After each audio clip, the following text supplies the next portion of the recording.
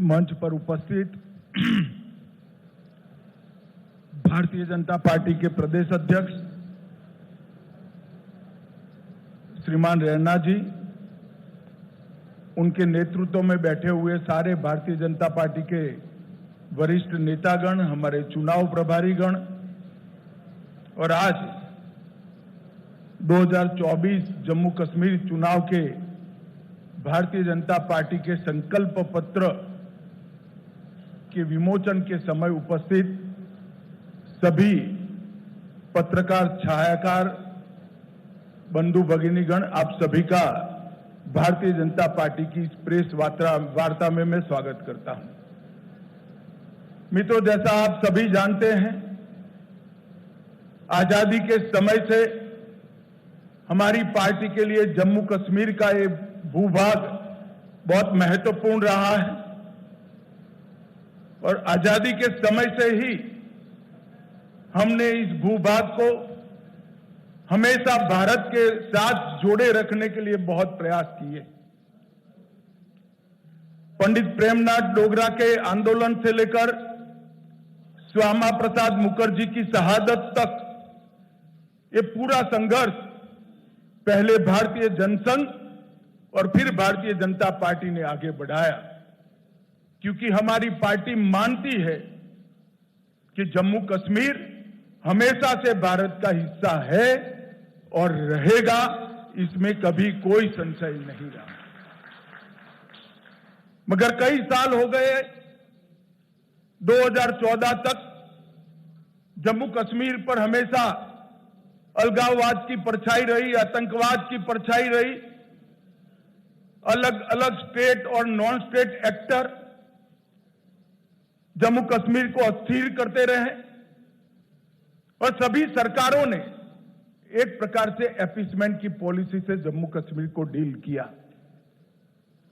2014 से लेकर 2024 का ये कालखंड, जब भी जम्मू कश्मीर और भारत का इतिहास लिखा जाएगा, जम्मू कश्मीर के लिए स्वर्णिम अक्षरों से अंकित किया जाएगा, ऐसा मेरा बहुत स्पष्ट मानना है।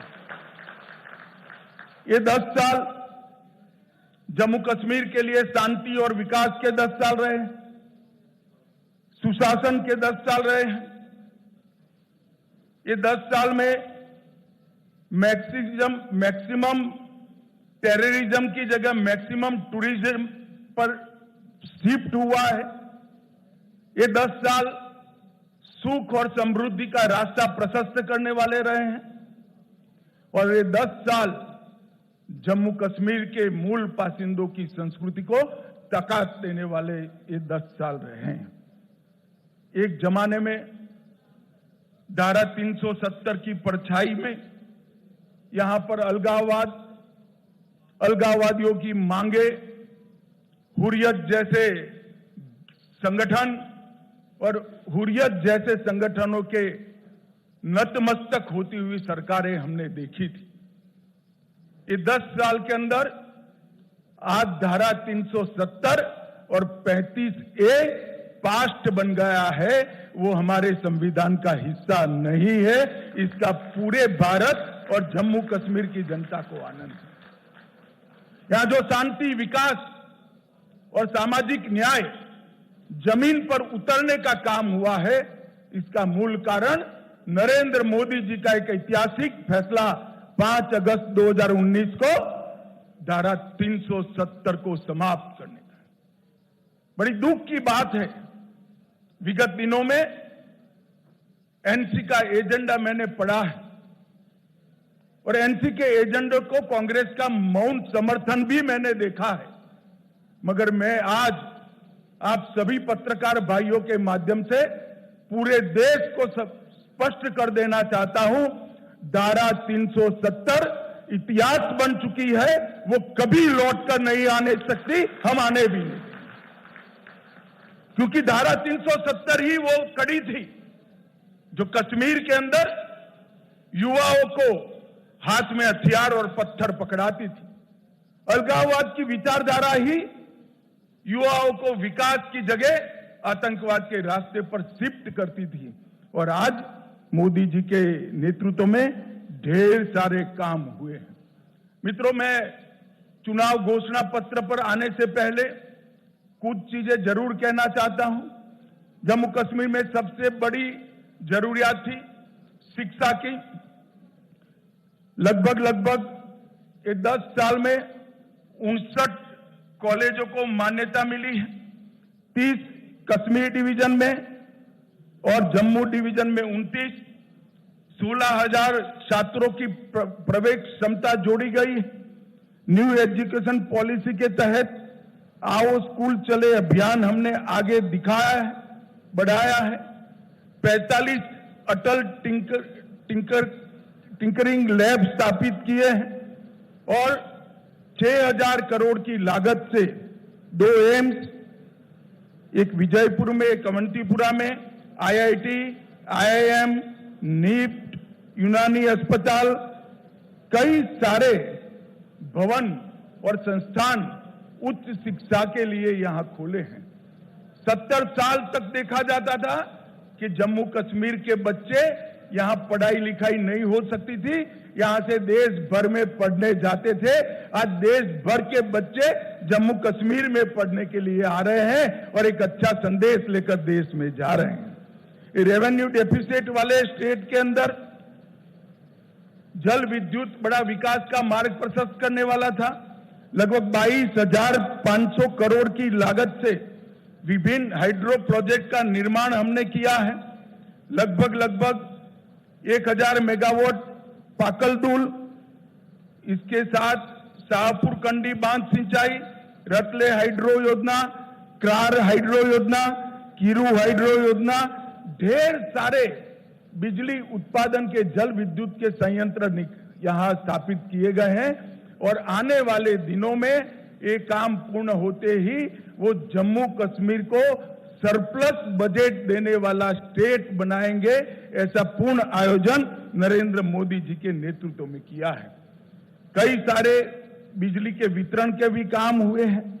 इसके साथ हमने शांति के मोर्चे पर भी ढेर सारा काम किया है, उस पर मैं बाद में आऊंगा।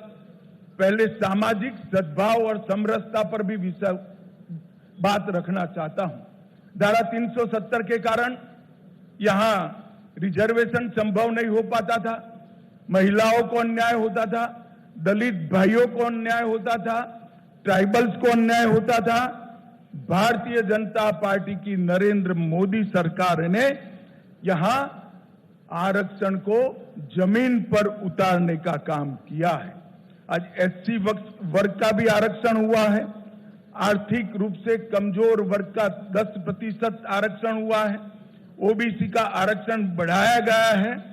गुर्जर, बकरवाल और पहाड़ियों को सालों से जो आरक्षण नहीं मिलता था, उसको आरक्षण देने की शुरुआत नरेंद्र मोदी जी के नेतृत्व में हुई है। हमने NC का एजेंडा देखा है। उन्होंने कहा है कि हम इस पर पुनः विचार करेंगे। मैं श्री उमर अब्दुल्ला को बताना चाहता हूं, उमर साहब, चूंटनी का नतीजा जो आए वो आए, हम गुर्जर, बकरवाल और पहाड़ी के आरक्षण को आपको छूने नहीं देंगे।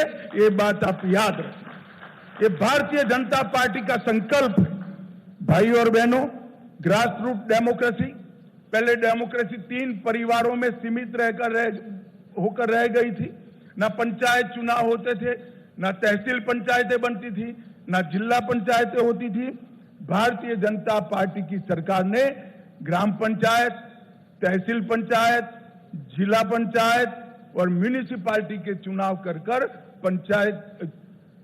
पंचायती राज को बहाल करने का काम किया है और यहां लोकतंत्र को प्रस्थापित किया है। पहले जम्मू कश्मीर में एक जमाना था कि 10% अगर वोटिंग हो जाती है तो सारे अंग्रेजी अखबारों में हेडलाइन बनता था कि जम्मू कश्मीर में डबल डिजिट वोटिंग हुआ। आज मैं बताना चाहता हूं, ब्लॉक विकास परिषद के चुनावों में 98.3% और अभी जो हुआ आम चुनाव उसमें 58.46% वोट, जो रिकॉर्ड वोट है, जो बताता है कि घाटी और जम्मू दोनों की जनता लोकतंत्र के साथ है। बम की परछाइयां, धमाके, मशीन गनों की आवाज कश्मीर में लंबे समय तक सुनी गई। ये 10 साल में धारा 370 हटाने के बाद विशेष रूप से यहां के सुरक्षा परिदृश्य में आमूलचूर परिवर्तन हुआ है। पहले कुल घटनाएं 7,217 10 साल में हुई थी 4 से 14 में, 14 से 24 में सिर्फ 2272 पर आकर अटकी और वो 70% की कमी बताती है। कुल मृत्यु में 66%,